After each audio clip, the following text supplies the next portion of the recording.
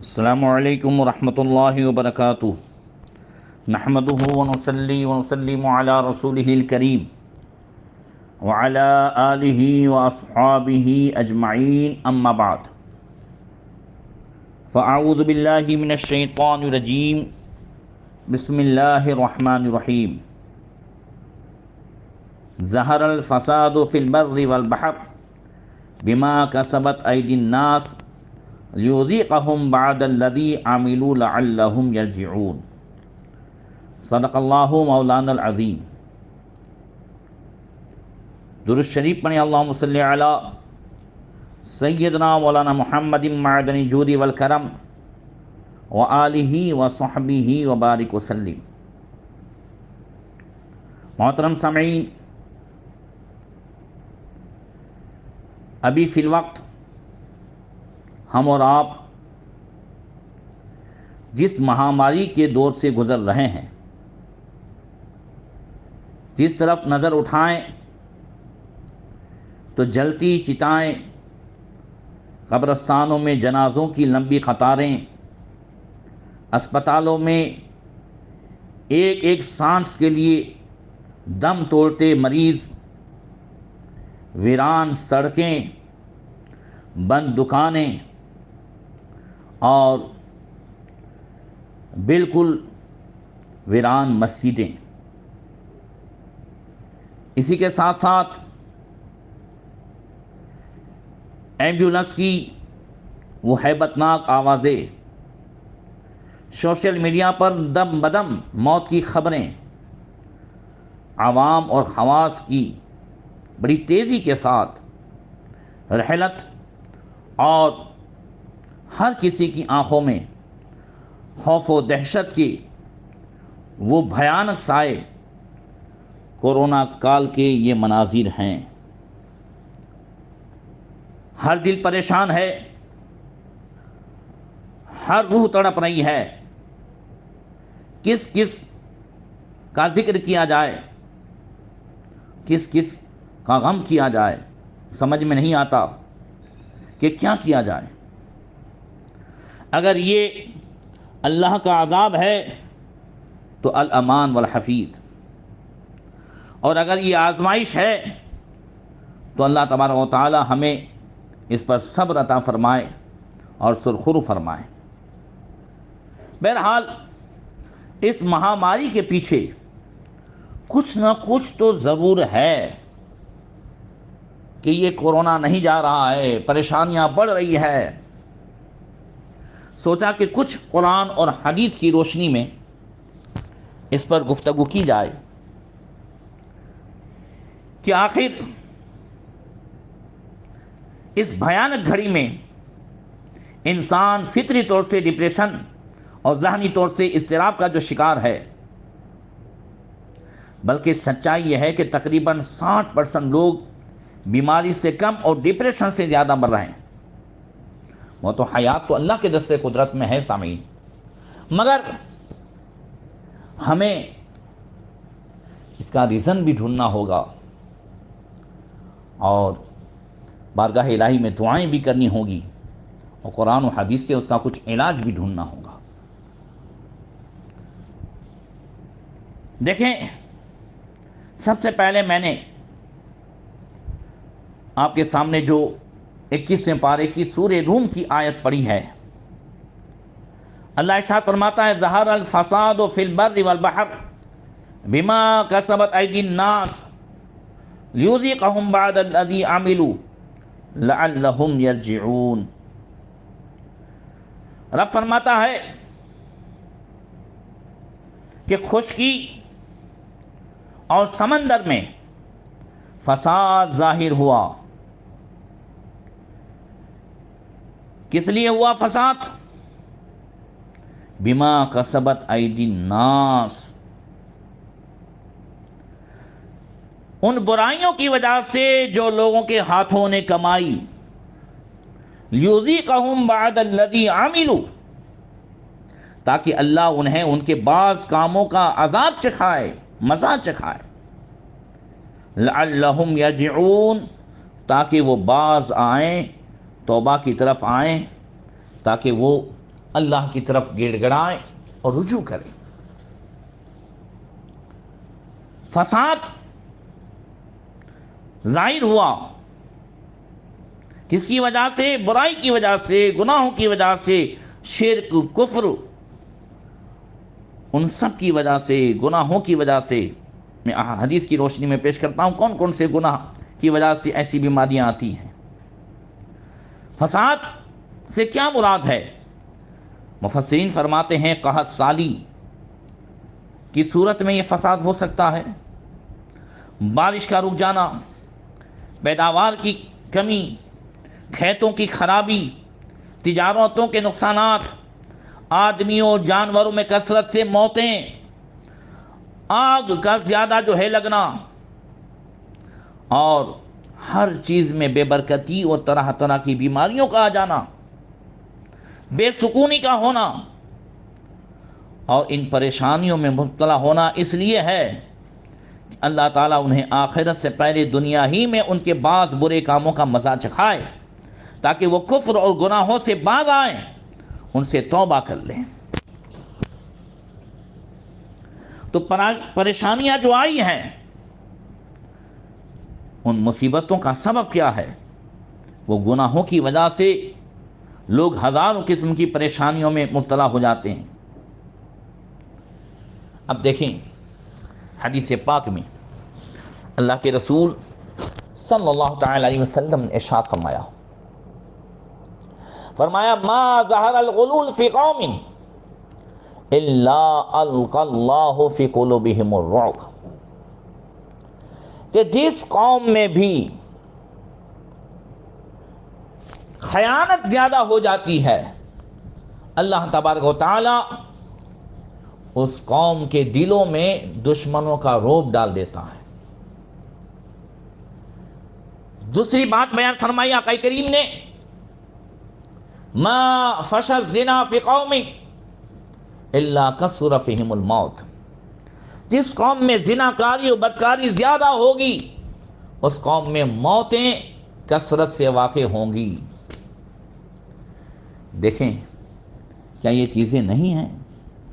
کیا کثرت سے موت واقع نہیں ہو رہی ہے؟ اچھا زناکاری اور بدکاری اتنی عام نہیں ہو گئی ہے کہ لوگوں نے اب زنا کو گناہ تک اس کا تصور لوگوں کے دل و دماغ سے نکلتے جا رہا ہے۔ دوسری شادی کرنا جتنا عیب سمجھا جاتا ہے، سماج میں نظر اٹھا کر کے دیکھیں، سروے کر کے دیکھ لیں، دوسری حلال شادی جو ہے کرنا جتنا عیب سمجھا جاتا ہے، زناکاری اور بدکاری اور حرام خوری کو لوگ اتنا عیب نہیں سمجھتے، اس لیے کہ اگر کوئی اللہ کا بندہ دوسری شادی کر لیتا ہے، ہر طرف سے آوازیں بلند ہوتی ہے، وہی بندہ اس وقت تک زناکاری کر رہا تھا، کوئی کچھ نہیں کہہ رہا تھا۔ زنا، اللہ اکبر، یہ اتنی بڑی نحوست ہے، اس کی سزا آخرت میں تو ملے گی۔ امام شافعی فرماتے ہیں یہ قرض ہے، قرض۔ ذرا زنا کرنے والے جو آج زنا کا جو بازار گرم ہے تو آنکھ اٹھا کر کے دیکھیں اور رب کی طرف رجوع کریں، سچے دل سے توبہ کریں، کثرت سے موتیں واقع ہو رہی ہیں، جوان بھی جا رہے ہیں، بچے بھی جا رہے ہیں، پڑھے لکھے بھی، عوام بھی، خواص بھی۔ آقا کریم صلی اللہ تعالی علیہ وسلم نے اس کا جو ایک ریزن بیان کیا ہے، آؤ اس کی طرف ہم نظر اٹھا کر کے دیکھیں۔ فرمایا امام شافعی رحمۃ اللہ تعالی علیہ نے کہ زنا ایک قرض ہے، قرض ہے۔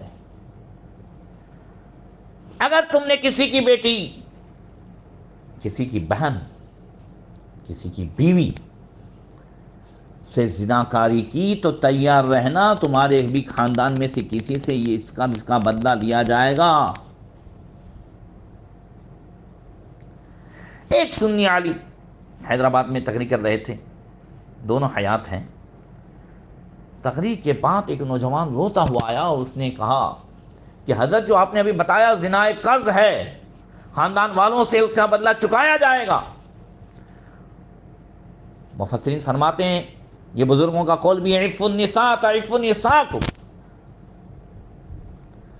اگر تم چاہتے ہو کہ تمہاری عورتیں پاک دامن رہیں تو تم دوسروں کی عورتوں کو پاک دامن رکھو، تمہاری عورتیں پاک دامن رہیں گی۔ نوجوان آ کے کہنے لگا حضرت یہ 100% صحیح ہے۔ ہم لوگ چند دوست مل کر کے ایک مرتبہ ایک ہوٹل میں گئے، مینیجر سے کہا کہ کال گرل بلائی جائے۔ اس نے کال کرنے سے پہلے، فون لگانے سے پہلے کاؤنٹر پہ چند فوٹو رکھے لڑکیوں کے، تو بتاؤ اس میں سے کس کو بلایا جائے۔ وہ نوجوان کہتا ہے کہ حضرت دیکھ کر کے، ایک فوٹو دیکھ کر کے میرے پاؤں کے تلے زمین نکل گئی کہ اس میں سے ایک فوٹو میری سگی بہن کا تھا۔ اللہ اکبر! یہ سزا تو دنیا میں ملنی ہے، اور یہ جو سزا اور ہم دیکھ رہے ہیں، اس لیے آج بھی وقت ہے۔ دیکھیں، بندہ اگر خود پرہیزگار رہتا ہے تو پھر اسے ڈرنے کی ضرورت نہیں ہے۔ یہ کیا بات ہے کہ ہم دوسروں کی عورتوں کو محفوظ نہ رکھیں، اس کی عصمت سے کھیلتے رہیں، اس کی عزت سے کھیلتے رہیں، اور اپنی ماں بہن اور بیٹیوں کے تعلق سے سوچے کہ اسے کوئی نگاہ اٹھا کر کے بھی نہ دیکھے۔ اعمل ما شئت کما تدین تدان، عمل جو چاہو کر لو، یاد رکھ لو جیسی کرنی ویسی بھرنی۔ اگر تم نے کسی کے ساتھ کوئی معاملہ کیا ہے تو تمہیں بھی اس کی تیاری کرنی ہوگی، اور تم چاہتے ہو کہ میری بیٹی، میری بہن، میری بیوی کے سامنے کوئی نظر اٹھا کر کے بھی نہ دیکھے، کوئی غلط نظر سے نہ دیکھے، تو اس کا طریقہ کیا ہے؟ ایک بزرگ تھے، علماء فرماتے ہیں بڑے نیک تھے، سادہ مزاج تھے، مگر بچے ان کے بہت زیادہ تھے، گھر میں فاقہ کشی کا ماحول تھا، بیچارے مزدوری کرتے، کوشش کرتے، کہیں سے کچھ نہیں ملتا تھا، کئی کئی دن فاقے سے گزر جاتے تھے، بچے تڑپتے تھے، بچیاں بڑی تھیں، لڑکا چھوٹا تھا، بچیاں تو ادھر ادھر کر کے برداشت کر لیتی تھیں۔ چھوٹا بھائی بڑی بہن نے دیکھا تڑپ رہا ہے بھوک کی وجہ سے، کہیں باپ جاتے ہیں مگر کچھ نہیں ملتا ہے۔ آخر شیطان نے جو ہے لڑکی کے ذہن میں یہ وسوسہ ڈالا، دل میں وسوسہ آیا کہ ہو سکتا ہے ہماری قسمت میں حلال روزی نہ ہو، حرام کی ٹرائی کر لیتے ہیں۔ وہ لڑکی تیار ہوئی اور رنڈیوں کے بازار میں چلی گئی، بھائی کی طرف اسے لے گئی، کھڑی ہو گئی رنڈیوں کی قطار میں اور لوگوں کو اشارہ کرنے لگی، اپنی طرف مائل کرنے لگی، بلانے لگی، مگر کوئی اس کی طرف نہیں جا رہا ہے۔ شام ہو گئی، لوگ دوسری رنڈیوں کے پاس جا رہے ہیں، اس کو کوئی نظر اٹھا کے بھی نہیں دیکھ رہا ہے۔ شام کو روتی ہوئی گھر آئی، بزرگ بڑے بے قرار تھے، پتہ نہیں بچی کہاں چلی گئی ہے۔ شام کو جب آئی تو بزرگ نے کہا بیٹی تم کہاں گئی تھی؟ روتے ہوئے قدموں میں گر گئی، کہا ابا حضور معاف کر دیجئے، آج تک کبھی ایسا سوچا نہیں تھا، مگر قدم اس لیے بڑھ گیا کہ بھائی کی بھوک نہیں دیکھی گئی۔ بیٹی کیا ہوا؟ کہا دل میں یہ وسوسہ آیا کہ شاید حرام روزی ہو، اس وجہ سے میں چلی گئی تھی، مگر ایسا لگتا ہے کہ حرام روزی بھی قسمت میں نہیں ہے۔ کہا کس طرح؟ کہا میں رنڈیوں کے بازار میں چلی گئی تھی، مگر کسی نے میری طرف نظر اٹھا کر کے بھی نہیں دیکھا۔ یہ سن کر کے وہ بزرگ سجدہ ریز ہو گئے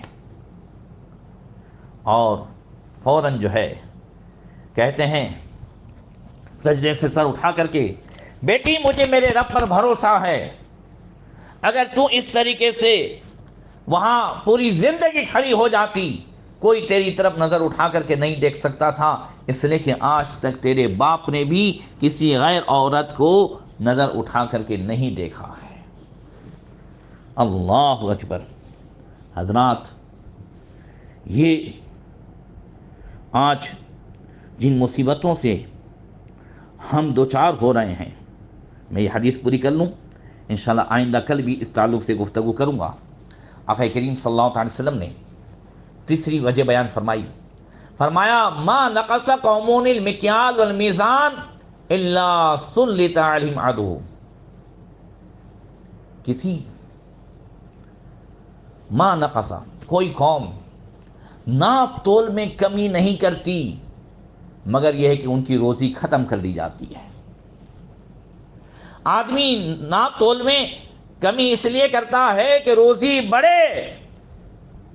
مصطفیٰ نے رحمت ہر نعمت بانٹنے والے قاسم نعمت فرماتے ہیں ناپ تول میں کمی کرنے سے روزی بڑھتی نہیں ہے، روزی گھٹتی ہے۔